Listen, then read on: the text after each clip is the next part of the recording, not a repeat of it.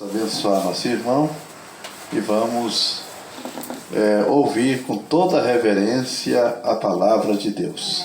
Somente crer, tudo Glória é possível. Aleluia. Somente crer, somente crer, tudo é possível. Somente crer, somente crer, somente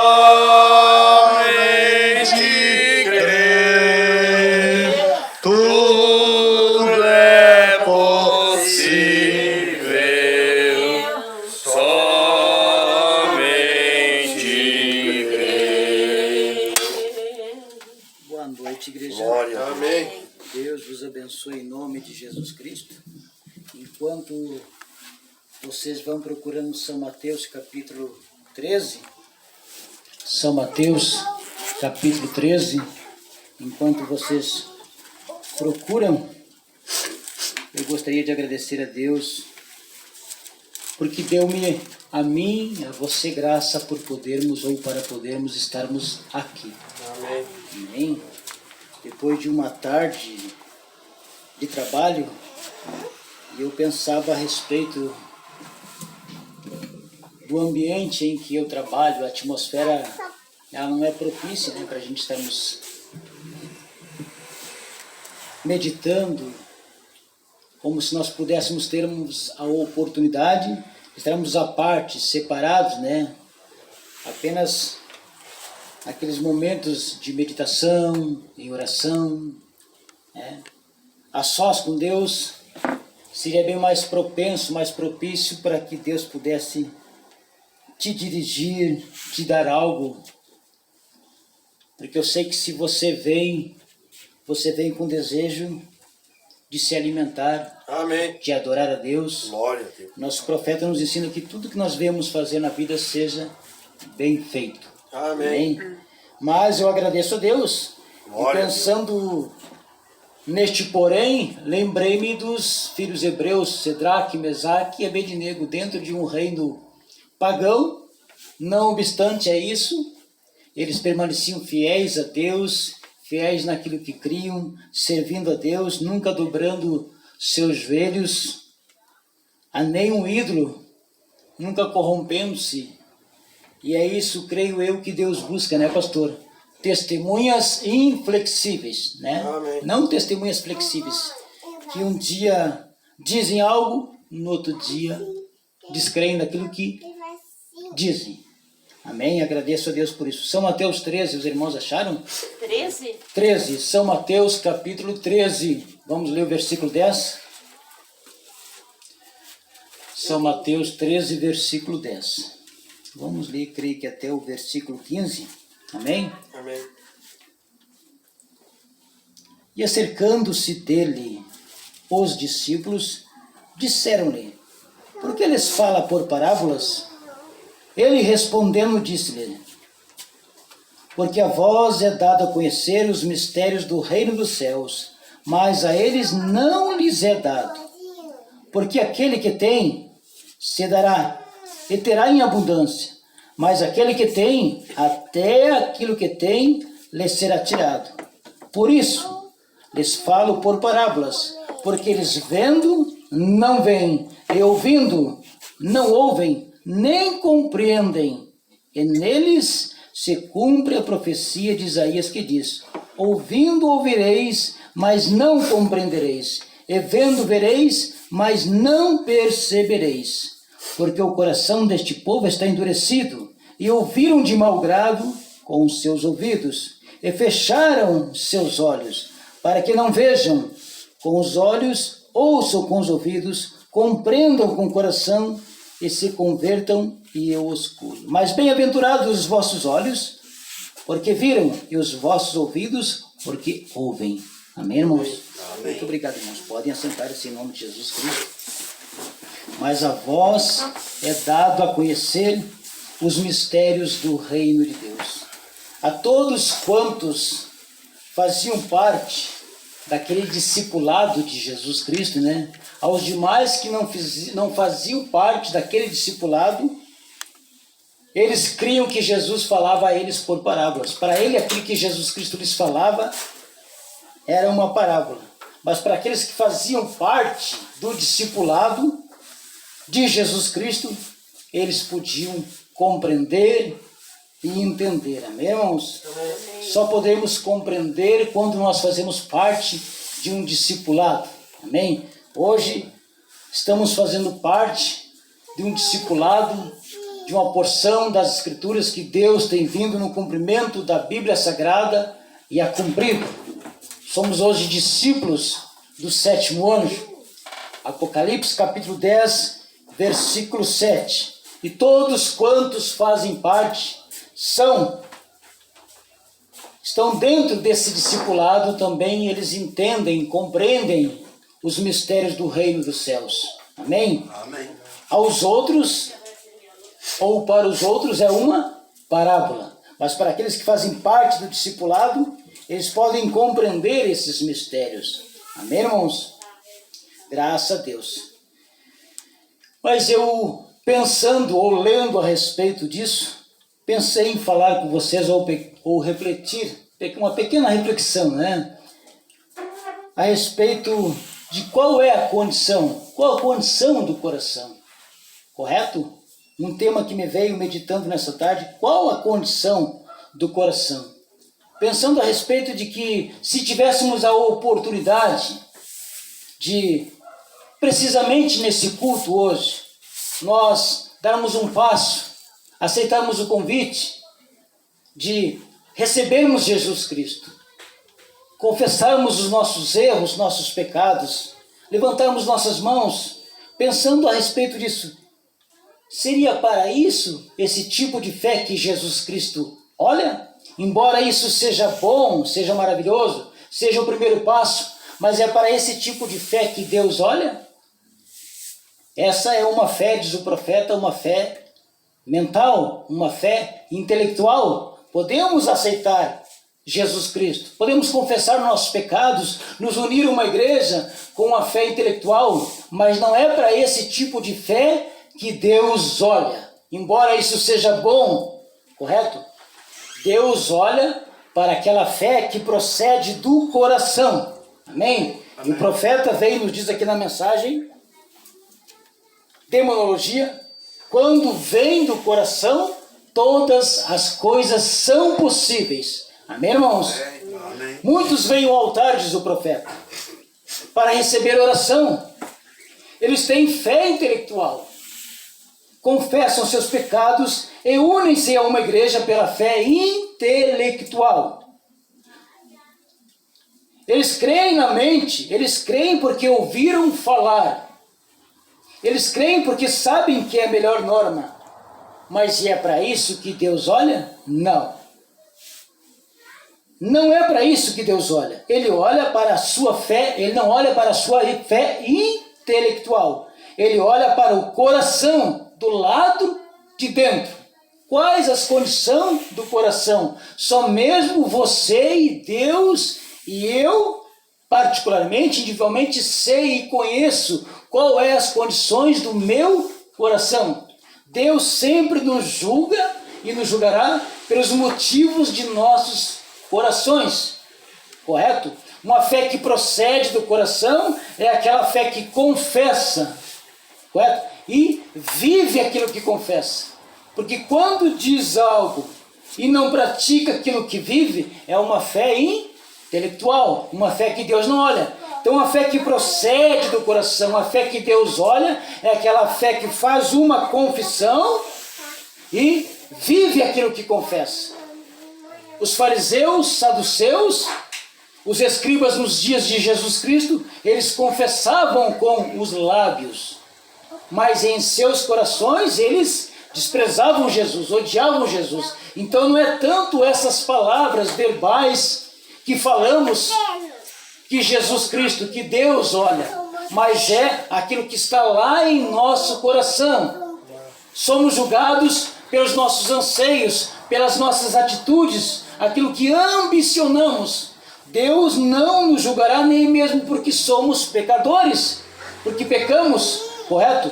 Deus julga o homem porque Deus dá ao homem um meio, uma maneira, um caminho de libertação, e o homem rejeita aquele caminho de libertação. É aí quando Deus nos julgará, não porque somos pecadores. Deus sabe que da maneira que nós viemos a este mundo, através desse nascimento sexual, trouxemos conosco uma natureza, correto? Uma natureza que é propensa a amar as coisas deste mundo, diz o profeta, de forma tão voluntária, correto? As nossas inclinações, os nossos desejos, devido à maneira que nós viemos ao mundo, como diz o Salmos capítulo 51, eis que em iniquidade fui formado e em pecado me concebeu minha mãe. Então, quando nascemos dessa forma, trouxemos conosco uma natureza que é propensa a se inclinar, a ter os desejos das coisas deste mundo, amando-o de forma voluntária. Então Deus não culpará o homem porque ele ama as coisas deste mundo de forma voluntária. Ele sabe que nós viemos a este mundo com uma natureza inferior, propensa a pecar. Mas Deus julga-nos porque Deus fez um caminho de escape, Deus fez um caminho de libertação, e nós, o homem, rejeita esse caminho. E aí quando Deus julgará o homem, correto? E esse caminho, esse meio, essa maneira de libertação é através do sangue de Jesus Cristo, amém? No sangue está a vida, aquela vida que ascendeu aos céus, depois que nosso Senhor Jesus Cristo foi cravejado no Calvário, foi morto, ressuscitou, correto? Aquela vida que estava naquele sangue ascendeu aos céus, voltou no dia de Pentecostes, estava lá manifestando-se nos discípulos, na igreja. Aquela mesma vida que saiu do sangue é o Espírito Santo, e essa vida estando no crente, ele aceitando aquela vida entra em nossa alma, em nosso coração, e muda os nossos desejos, muda os nossos anseios, correto? Nos dá um novo nascimento, e as nossas aspirações não serão as mesmas do que outrora era. Seremos os mesmos homens, as mesmas mulheres, com os mesmos olhares, porém olharemos para aquilo que é correto. Não vamos desejar aquilo que é errado, o pecado. O adorador, uma vez purgado, nos diz a palavra, já não tem mais desejo de pecado. É isso que faz a vida do sangue, a vida de Deus. O Espírito Santo entra em nosso coração e tira de nós o desejo de pecar, o desejo pelas coisas erradas, o que nem mesmo o sacrifício animal poderia fazer, correto? O adorador tinha consciência de que havia transgredido o mandamento de Deus, ia lá e oferecia em prol de seu erro, de sua transgressão, o sacrifício animal, mas a vida daquele animal não podia voltar sobre o pecador arrependido, tirando o desejo, banindo o desejo dele pecar, dele ir após o erro. Então ele saía dali mesmo consciente de que havia errado e saía dali já com desejo no seu coração de pecar. Então que maravilha é poder saber que nós temos, e isso aí evidencia as nossas ações, as nossas atitudes, provam que se realmente a vida de Jesus Cristo, o Espírito Santo, está aplicado em nosso coração, por aquilo que ambicionamos, por aquilo que desejamos, não tanto por aquilo que falamos, mas pelos nossos motivos, pelos nossos objetivos, estará provando se a vida de Deus que estava naquele sangue está aplicado em nosso coração. Amém? Somos julgados por aquilo que nós ambicionamos e desejamos. Amém? Então Deus olha para a fé do coração, não a fé intelectual. Ele olha para o lado de dentro do coração. Quando vem do coração, todas as coisas são possíveis. Amém? Amém. Sua confissão concorda com a sua vida. Amém? Sua vida fala tão alto quanto sua confissão. E o profeta vem e diz, mas quando sua confissão diz uma coisa e sua vida vive outra, há algo errado. Correto? Quando confessamos uma coisa e vivemos outra, existe algo errado. Ó, há algo errado em algum lugar, porque você tem fé intelectual e não fé que procede do coração. Uma fé espiritual, que gradativamente ao ouvirmos a palavra, aquilo vai sendo transformado. Correto? Temos uma fé intelectual. É a maneira que nós vamos nos achegar a Deus, conhecer a palavra através daquilo que nós ouvimos, do nosso intelecto. Temos que ouvir pela primeira vez e darmos um passo na direção de Deus, na direção da palavra, correto? Na direção do sobrenatural.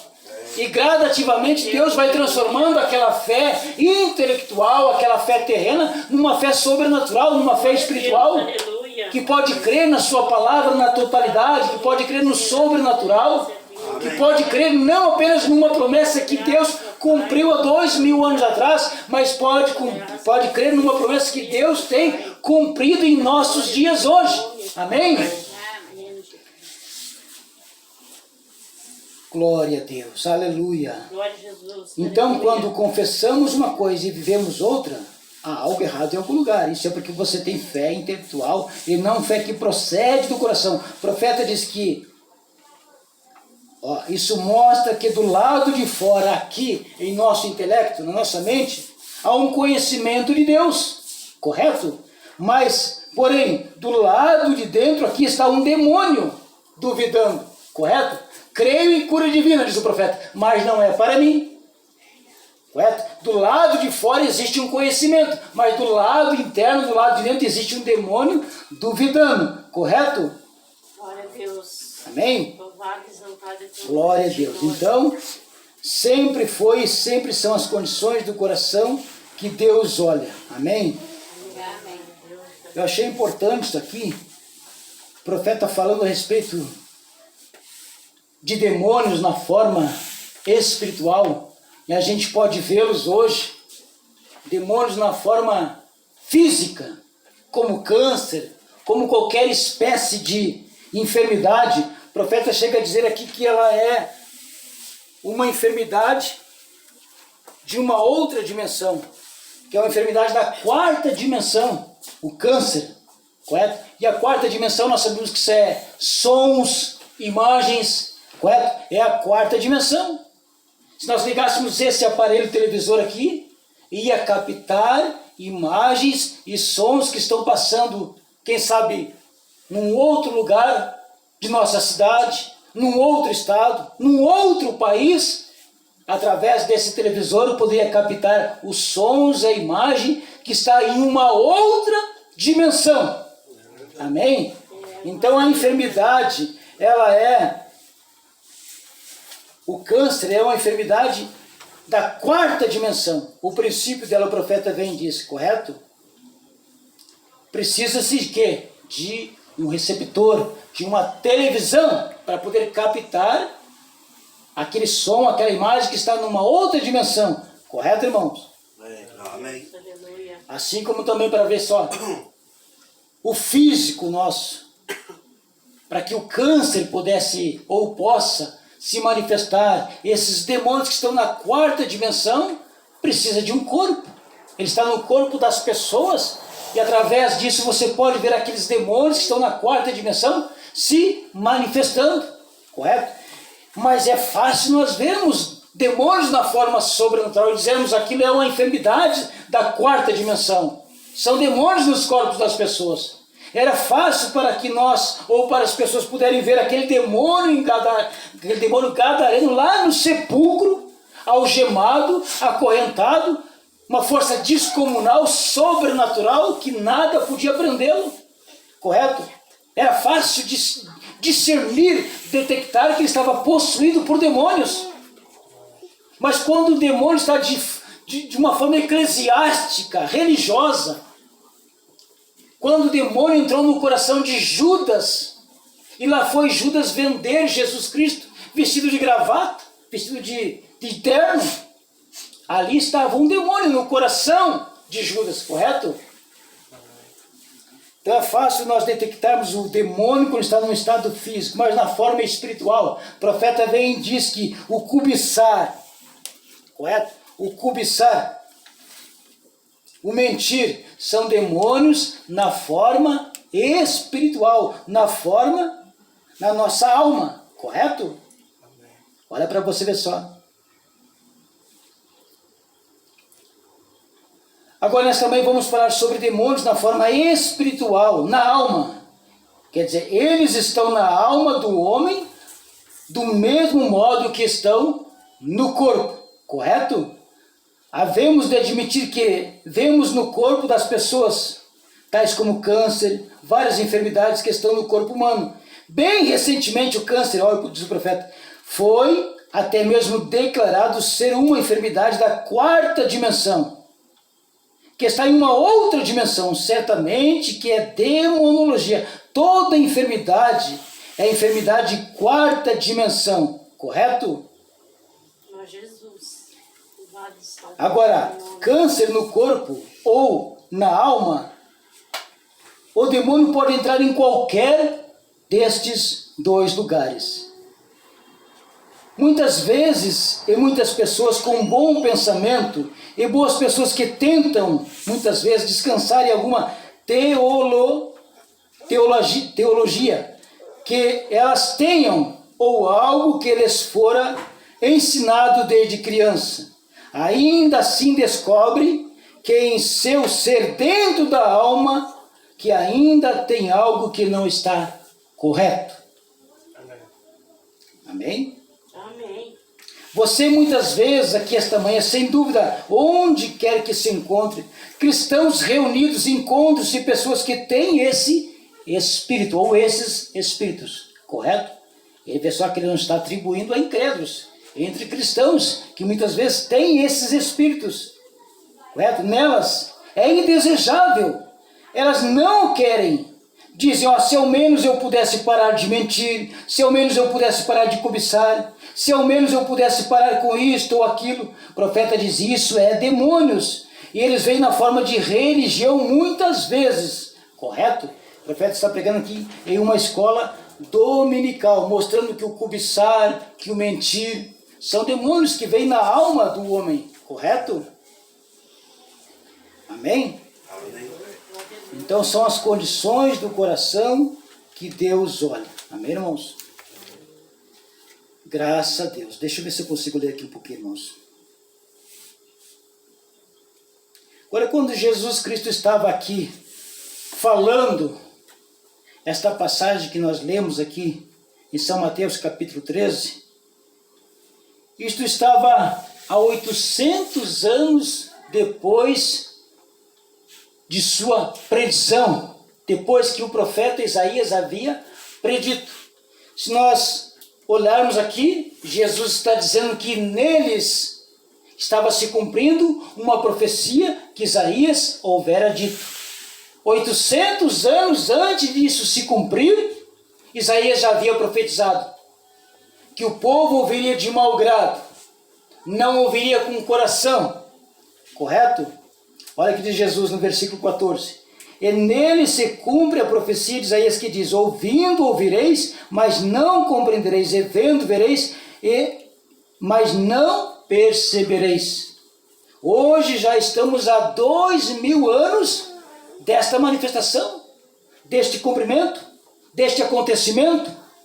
Quando Jesus estava falando-lhes, isso estava 800 anos depois que Isaías houvera dito. Estava ali cumprindo aquilo que Jesus, ou que Isaías havia dito, profetizado. Hoje nós estamos há 2000 anos daquilo que Jesus Cristo falou, isso aqui. E Jesus Cristo predisse em suas palavras que a era em que nós viveríamos, há 2000 anos atrás, Jesus predisse isso, profetizou isso. Que a era em que nós viveríamos também seria uma era propensa a não poder perceber, a olhar e não ver, a ouvir e não compreender. Eles não estariam apercebidos, correto, irmãos? Os acontecimentos estariam acontecendo e não estariam compreendendo. Você se reporta e lembra-se lá dos dias anteriores aos dias do dilúvio. Amém? Amém.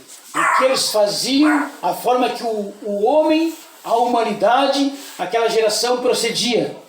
Comiam, bebiam, casavam-se e davam-se em casamento. Correto? É o que diz a palavra. Correto? Até o dia em que Noé entrou na arca e não perceberam. Correto?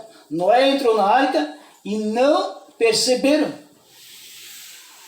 E aquele testemunho de Noé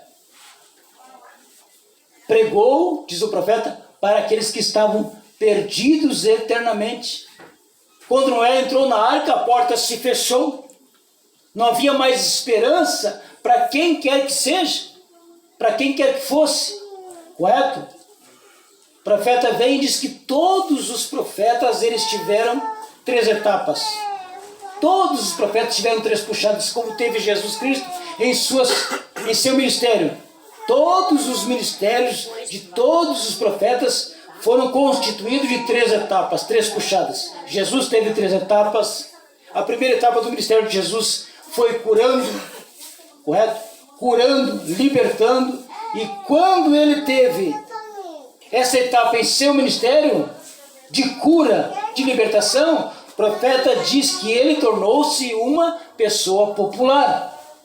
Onde ele era bem querido, bem quisto, ele é considerado como um grande homem, correto? E sempre é assim.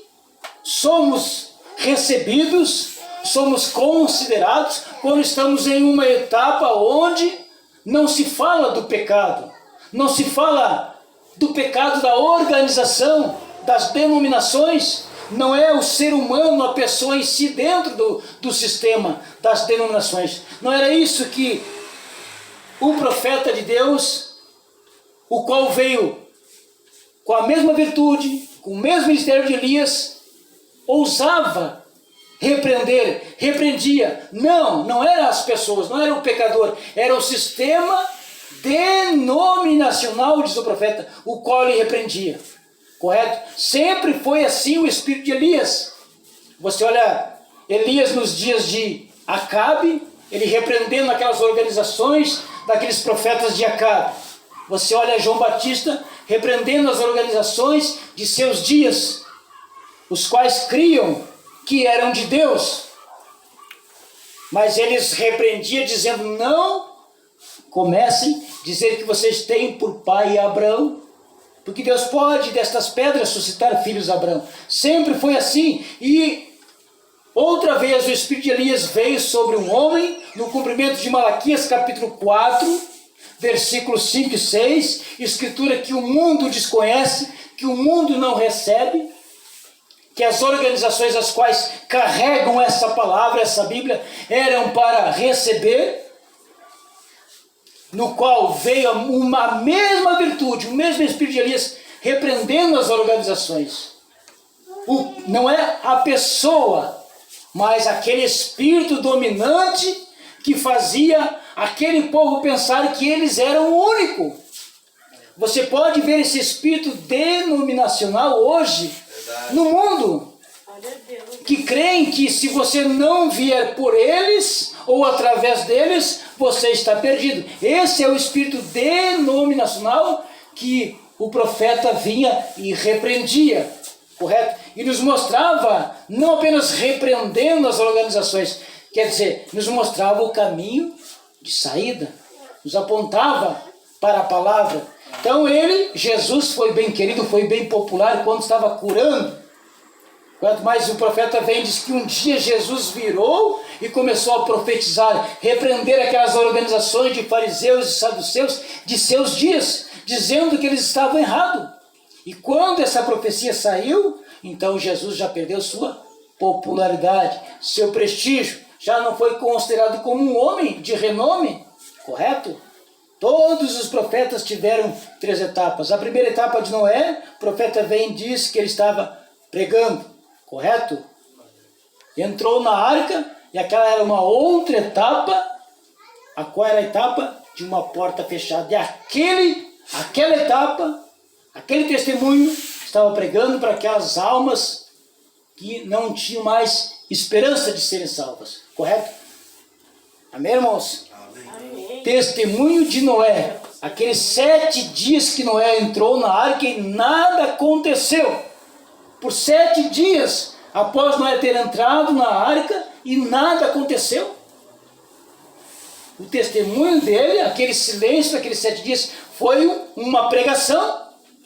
Vivemos hoje nestes dias de silêncio, correto? Aonde nós vivemos hoje? O mundo rejeitando a palavra. Não estão rejeitando uma palavra de 2000 anos atrás, mas estão rejeitando a palavra que cumpre hoje em nossos dias. Correto, irmãos? E isso é uma etapa aonde a pessoa, ao rejeitar, está ela própria, com a própria atitude, com a própria ação, se condenando. Correto? Deus envia a libertação, diz o profeta. Deus envia a salvação, mas o homem constantemente o homem vira as costas para Deus, vira as costas para a salvação. Meus irmãos, Deus abençoe em nome de Jesus. Amém, irmãos? Amém.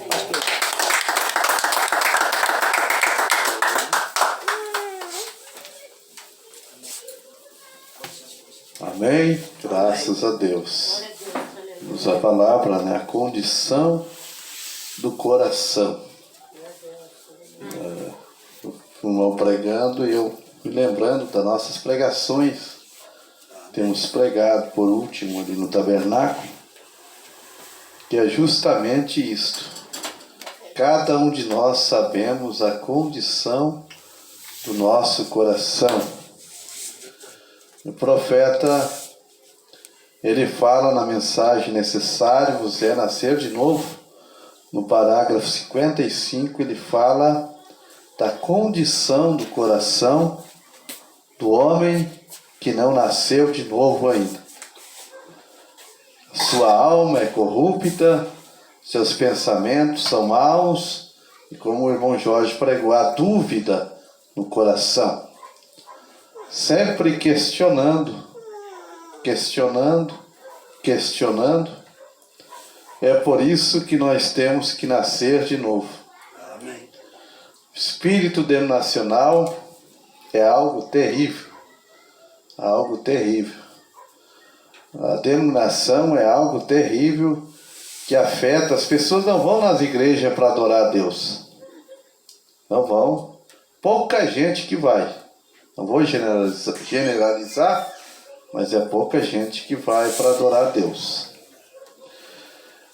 Eu sempre, quando desde jovem, eu ia na igreja para adorar a Deus.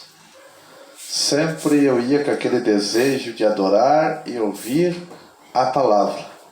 Porque a palavra é que alimenta, nós vamos no culto é para ouvir a palavra que alimenta a nossa alma. Glória a Deus. Porque a palavra, aí nós podemos olhar, né, irmão Jorge, a condição do nosso coração. Se eu vou na igreja para qualquer outra coisa, a não ser para alimentar minha alma com a palavra, eu estou numa condição sem novo nascimento, que precisa passar pelo processo de novo nascimento. Amém. Nunca, desde jovem pregador,